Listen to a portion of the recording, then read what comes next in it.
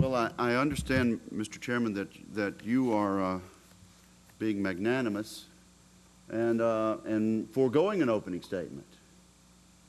Even so, I think if you'll give me a couple of minutes, let me say how pleased I am that we're doing this. We all remember this time last year. We were in the midst of an energy crisis, paying $4 for a gallon of gasoline, and of course, Americans were seeing their utility bills skyrocketing.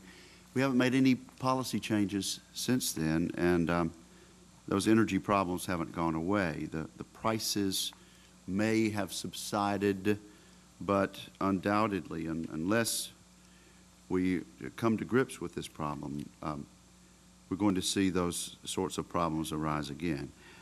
We need to develop alternative energy, certainly, but the cornerstone of any real solution to the American energy problem needs to involve offshore resources and nuclear power. Environmental groups and the administration have been focused solely on the alternative energy or green energy. And again, I am willing to have any conversation with anybody about wind, solar, and biomass, but these sources can provide for only a fraction of our energy needs. That's why we cannot focus exclusively on developing alternative energy. We must have a balanced approach that expands our existing resources, which have proven to be successful in the past. The first step is to build more nuclear power plants for our country. Nuclear energy generates electricity without producing greenhouse gas emissions and has a minimal impact on the environment. You would think that all Americans could come together on a plan like that. Additionally, the construction of nuclear plants would provide a tremendous economic stimulus. And don't take my word for it. The Nuclear Energy Institute estimates that building 45 nuclear plants in America would generate up to 128,000 construction jobs and 32,000 permanent jobs once they're built. This would amount to an economic impact which indeed would move us farther along in getting out of this slump. So I fully support the call for 100 nuclear reactors by the year 2030.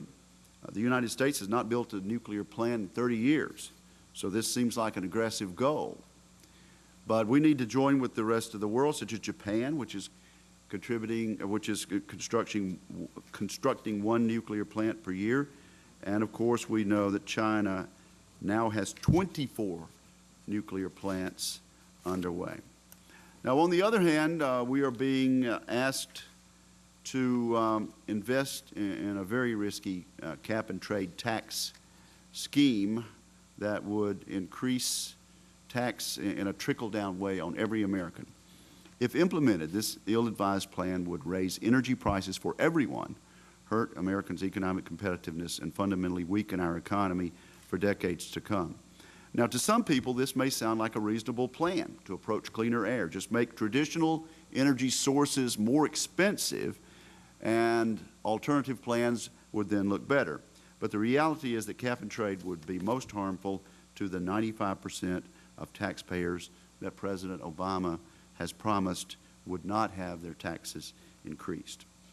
To quote the Wall Street Journal earlier this year, putting a price on carbon is regressive by definition because poor and middle-income households spend more of their paychecks on things like gas to drive to work, groceries, or home heating. We as Americans should seriously consider whether an annual tax is even justified given the small resulting decline in global CO2 which would result. And perhaps our witnesses could talk about my information that even if everything the administration says, and even if the advocates of cap-and-trade and tax are correct in all of their assumptions, CO2 output would lower global output by less than 4%, an almost unnoticeable amount, even if all of the estimates of the proponents are correct. So in conclusion, if the administration continues to halt the expansion of our energy supply or if they are successful in their cap and tax proposal, then every American will feel the impact of these policies advocated by what I believe are extreme environmental groups.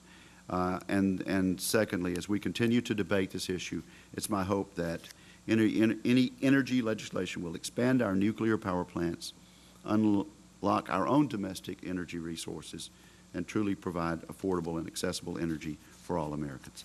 Thank you, Mr. Chairman.